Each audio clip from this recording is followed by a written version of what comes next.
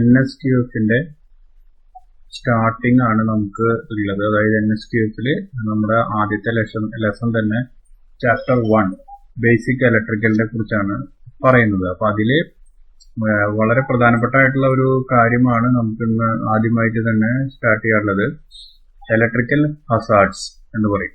Electrical hazards എന്ന് പറഞ്ഞിട്ടുണ്ടെങ്കിൽ electrical accidents എന്നാണ് ഉദ്ദേശിക്കുന്നത് നമ്മൾ. അപ്പൊ അതിന് മനസ്സിലാക്കാൻ വേണ്ടി നിങ്ങളുടെ മുമ്പിൽ ഒരു പിക്ചർ ഓൾറെഡി നിങ്ങളുടെ ബുക്കിൽ തന്നെ കൊടുത്തിട്ടുണ്ട് നമ്മള്. അപ്പൊ ആ ബുക്കിൽ നിങ്ങൾ നോക്കുകയാണെങ്കിൽ ഒരാള് ഒരു ഡ്രിൽ ഉപയോഗിച്ചിട്ട് ഡ്രിൽ ചെയ്യാനുള്ള ഒരു സംവിധാനം നോക്കുന്നു. പക്ഷെ അയാളുടെ ഡ്രില്ലിന്റെ ഭാഗത്ത് ഓൾറെഡി മിസ്റ്റേക്ക് ഉണ്ട്. പിന്നെ അത് കണക്ട് ചെയ്തിരിക്കുന്ന പ്ലഗിൽ പ്രശ്നങ്ങളുണ്ട്. പിന്നെ പോരാണ്ട് ഇയാൾ ഗ്രൗണ്ട് ചെയ്തിട്ടുള്ള ഒരു സർഫസിനെ ടച്ച് ചെയ്ത് നിന്നുകൊണ്ടാണ് ചെയ്യുന്നത്. അപ്പൊ ഗ്രൗണ്ടഡ് സർഫസ് എന്ന് പറഞ്ഞാൽ ഗ്രൗണ്ട് എന്ന് പറഞ്ഞാൽ ഉദ്ദേശിക്കുന്നത് അത് ഭൂമി തന്നെയാണ്. അപ്പൊ നിങ്ങൾക്കറിയാം എല്ലാ ഇലക്ട്രിക്കൽ എക്യുപ്മെന്റും ഭൂമിയുമായി നമ്മൾ ഗ്രൗണ്ട് ചെയ്ത് കണക്ട് ചെയ്ത് വെച്ചിട്ടുണ്ടാവും. ഓക്കെ, അതൊരു പച്ച വയർ വഴിയാണ് നമ്മൾ കണക്ഷൻ നമ്മളുടെ ഇന്റേണലി കണക്ട് ചെയ്ത് പോകുന്നത്. അപ്പൊ അത് എന്തിനാണെന്ന് ചോദിച്ചു കഴിഞ്ഞിട്ടുണ്ടെങ്കിൽ എന്തെങ്കിലും ഇലക്ട്രിക്കൽ ഇഷ്യൂസ് അല്ലെങ്കിൽ ഷോക്ക് മറ്റെന്തെങ്കിലും എക്സ്ട്രാ കറണ്ട് വന്നിട്ടുണ്ടെങ്കിൽ അത് ഭൂമിയിലേക്ക് പോകാൻ വേണ്ടിയിട്ടാണ് ഈ ചെയ്യുന്നത്. അപ്പൊ അങ്ങനെയുള്ള ഒരു സർഫസിലാണ് ഇയാൾ ടച്ച് ചെയ്ത് നിൽക്കുന്നത്. അപ്പൊ ഇത് ഓണാക്കുക വഴി സംഭവിക്കുന്നത് എന്താണെന്ന് വെച്ചിട്ടുണ്ടെങ്കിൽ ഇയാൾ ഡയറക്റ്റ് ആയി ഭൂമിയുമായി കണക്ഷനിൽ വരും. അങ്ങനെ കറണ്ട് ഇദ്ദേഹത്തിന്റെ ശരീരത്തിലൂടെ ഒഴുകി ഇദ്ദേഹത്തിന് ബേൺസോ അല്ലെങ്കിൽ ഫിസിക്കലായി ഡാമേജോ അല്ലെങ്കിൽ ഡെത്ത് വരെ സംഭവിച്ചു പോവാം. അപ്പൊ അതാണ് നമ്മുടെ മുമ്പിൽ ഈ പിക്ചർ വ്യക്തമാക്കുന്ന കാര്യം. ഈ സ്ലൈഡ് ഡിസ്കസ് ചെയ്യുന്നത് എന്താണ് ഇലക്ട്രിക്കൽ ഹസാർഡ് ഉണ്ടാവുമ്പോൾ സംഭവിക്കുന്നത് എന്നുള്ള ഒരു കേസാണ്. What happens when electric Hazard happens. അപ്പോ ഇലക്ട്രിക് ഹസാർഡ് ഉണ്ടാവുമ്പോൾ എന്തുണ്ടാവുന്നു എന്നുള്ള ഒരു കാര്യമാണ് നമ്മളിവിടെ നോക്കുന്നത്. അപ്പൊ അതില് പ്രധാനപ്പെട്ട കാര്യങ്ങൾ എന്താ വെച്ചിട്ടുണ്ടെങ്കിൽ ഒരു ഇലക്ട്രിക്കൽ ഹസാർഡ് എന്ന് പറഞ്ഞു കഴിഞ്ഞിട്ടുണ്ടെങ്കിൽ അത് നമ്മളൊരു ഇലക്ട്രിക് ഷോക്കാണ്. ഞാൻ നേരത്തെ തന്നെ പറഞ്ഞിരുന്നു. അപ്പൊ ഇലക്ട്രിക് ഷോക്കാണ് ആദ്യം തന്നെ ഉണ്ടാവുന്നത്. അപ്പൊ അതുവഴി സംഭവിക്കുന്ന കാര്യങ്ങൾ ഇലക്ട്രിക് ഷോക്ക് ഒരാൾക്ക് കിട്ടി കഴിഞ്ഞിട്ടുണ്ടെങ്കിൽ അയാൾക്ക് സൈക്കോളജിക്കൽ ഡാമേജ് സംഭവിച്ചേക്കാം. ഓക്കെ, അത് കിട്ടുന്ന വൈദ്യുതിയുടെ അളവനുസരിച്ചാണ് ഈ താഴെ പറയുന്ന ഈ 4 കാര്യങ്ങൾ നടക്കുന്നത്. പിന്നെ ഫിസിക്കൽ ബേൺസ് ഉണ്ടാവും. അപ്പോ നമ്മൾ നോക്കുകയാണെന്നുണ്ടെങ്കിൽ ആളുടെ ബോഡിയിൽ തന്നെ കത്തിക്കരിഞ്ഞ ലക്ഷണങ്ങൾ ഉണ്ടാവാം. ഓക്കെ, പിന്നെ അതുപോലെ ന്യൂറോളജിക്കൽ ഡാമേജ്, നമ്മുടെ ന്യൂറോ സിസ്റ്റം ബോഡിയുടെ സുഷുമ്നാ നാഡി വഴിയുള്ള ഞരമ്പുകളുടെ സിസ്റ്റം വരെ തകരാറിലാവാൻ ചാൻസ് ഉണ്ട്. അപ്പൊ ഇത്രയും കാര്യങ്ങളാണ് ഒരു ഇലക്ട്രിക്കൽ ഹസാർഡ് സംഭവിക്കുമ്പോൾ സംഭവിക്കും. ഈ 4 കാര്യങ്ങൾ ഓർത്തു വെക്കണം. Electrical shock, psychological damage. Psychological damage എന്ന് പറഞ്ഞാൽ നിങ്ങൾക്കറിയാം ആൾക്ക് ബോധരഹിതനാവുക അല്ലെങ്കിൽ ആള് സുബോധം നഷ്ടപ്പെടുക എന്നുള്ള രീതിയിലോട്ടേക്ക് മാറാം. അതുപോലെ ഫിസിക്കൽ ബേൺസ്, കത്തിക്കരിയ. ഓക്കെ, പിന്നെ ന്യൂറോളജിക്കൽ ഡാമേജ് എന്ന് പറഞ്ഞു കഴിഞ്ഞിട്ടുണ്ടെങ്കിൽ അതിന്റെ ഒരു സൈഡ് എഫക്ട് അല്ലെങ്കിൽ ഒരു വശം എന്ന് പറഞ്ഞാൽ നമ്മൾ സാധാരണ രീതിയിൽ നമ്മുടെ ആ ബോഡി പാർട്ട് ഏതാണോ ആ പാർട്ടിലോട്ട് നമുക്ക് ചലനമോ അല്ലെങ്കിൽ മറ്റെന്തെങ്കിലും കാര്യങ്ങൾ, അതായത് വേദനകൾ അറിയാനൊക്കെ പറ്റാണ്ട് വരാം. അങ്ങനെയൊക്കെയാണ് ഉദ്ദേശിക്കുന്നത്. അപ്പൊ ഈ 4 കാര്യങ്ങൾ സംഭവിക്കാം. ഇനി ഒരു ഹ്യൂമൻ ബോഡിക്ക് അല്ലെങ്കിൽ ഒരു മനുഷ്യന് മിനിമം എത്ര കറണ്ട് വേണം നമുക്ക് ഫീൽ ചെയ്യാനായിട്ട്? അപ്പൊ ഒരു 1 മില്ലി ആംപിയർ കറണ്ട് മാത്രം മതി നമുക്ക് ഒരു കറണ്ട് ഫ്ലോ എന്നുള്ളത് ഫീൽ ചെയ്യാനായിട്ട്. 1 മില്ലി ആംപിയർ എന്നുള്ള കണക്കാണ് പറയുന്നത്. വളരെ ചെറിയ ഒരു കറണ്ട്. 1 മില്ലി എന്ന് പറഞ്ഞു കഴിഞ്ഞിട്ടുണ്ടെങ്കിൽ 10⁻³ കൊണ്ട് ഗുണിക്കണം നമ്മൾ. അതായത് 1/1000. അതാണ് നമ്മൾ മില്ലി എന്നുള്ള കണക്കിലോട്ട് നമ്മൾ പോകുന്നത്. ഇനി നമ്മുടെ ഒരു ഹാർട്ടിന്റെ മസിൽ, നിങ്ങൾക്കറിയാലോ ഹാർട്ട് ബീറ്റ് എന്ന് പറയുന്നത് അതൊരു ഹാർട്ടിന്റെ മസിലിന്റെ ഒരു പ്രഷറിന്റെ ഇതിലാണ് ഇരിക്കുന്നത്. അത് നിർത്താനായിട്ട് ആകെ നമുക്ക് 80 മില്ലി ആംപിയറിന്റെ ഒരു കറണ്ട് നമുക്ക് അടിച്ചാൽ മതി. അപ്പൊ എത്ര ചെറിയ അളവിലുള്ള ഒരു കറണ്ട് അടിച്ചു കഴിഞ്ഞാലാണ് നമുക്ക് ഇതൊക്കെ സംഭവിക്കുക എന്നുള്ള കാര്യങ്ങളാണ് ഈ സ്ലൈഡിലൂടെ നമ്മൾ ഡിസ്കസ് ചെയ്യുന്നത്.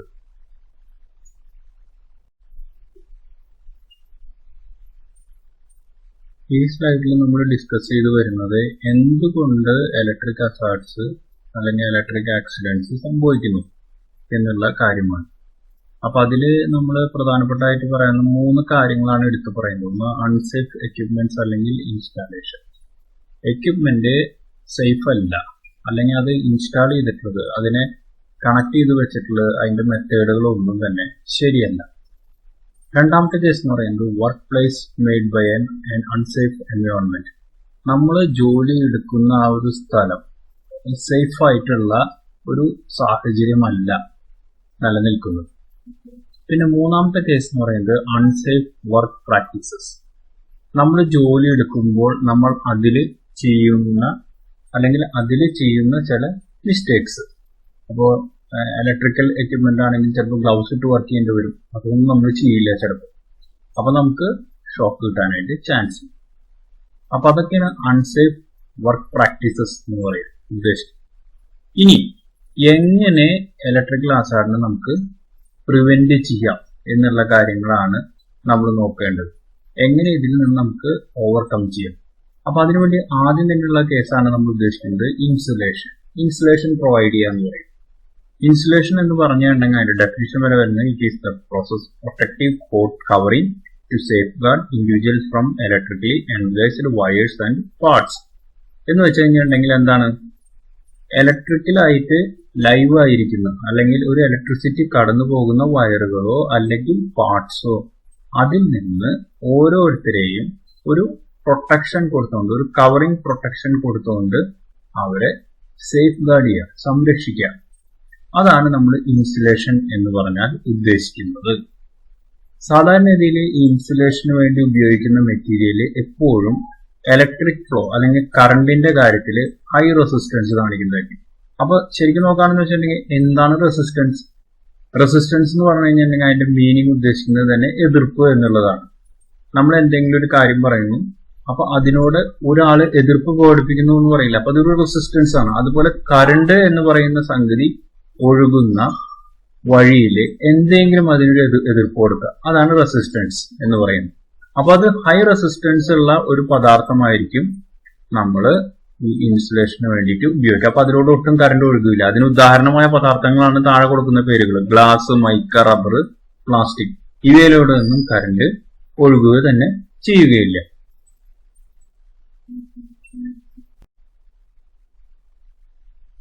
ഇനി നമ്മൾ ഈ സ്ലൈഡിൽ ഡിസ്കസ് ചെയ്യാൻ പോകുന്ന കാര്യങ്ങൾ നേരത്തെ തന്നെ നമ്മൾ പറഞ്ഞത് എങ്ങനെ ഇലക്ട്രിക്കൽ ഹസാർഡ്സ് പ്രിവെന്റ് ചെയ്യാമെന്നുള്ളതിന്റെ കാര്യങ്ങളായിരുന്നു. അതില് ആദ്യം ഇൻസുലേഷൻ പറഞ്ഞു, രണ്ടാമത്തത് ഇപ്പോൾ ഗാർഡിംഗ് എന്ന് പറയും. ഈ ഗാർഡിംഗ് എന്ന് പറഞ്ഞാൽ ഉദ്ദേശിക്കുന്നത് നമ്മളുടെ എക്യുപ്മെന്റിന്റെ ഏതെങ്കിലും ഭാഗം ലൈവായിട്ട് കറണ്ട് പോകുന്ന ഭാഗമാണ് എന്ന് വിചാരിക്കുക. 50 വോൾട്ടിന് മുകളിലേക്കാണെങ്കിൽ അതിന് ഒരു എക്സ്ട്രാ ഒരു കവറിംഗ് പ്രൊട്ടക്ഷൻ കൊടുക്കും. അപ്പൊ പെട്ടെന്ന് നമ്മൾ ആ ലൈവ് പാർട്ടുമായിട്ട് ടച്ച് ചെയ്യാതെ ഇരിക്കാനുള്ള കാര്യങ്ങൾ ചെയ്യുക. അതാണ് ഗാർഡിംഗ് എന്ന് പറഞ്ഞാൽ ഉദ്ദേശിക്കുന്നത്.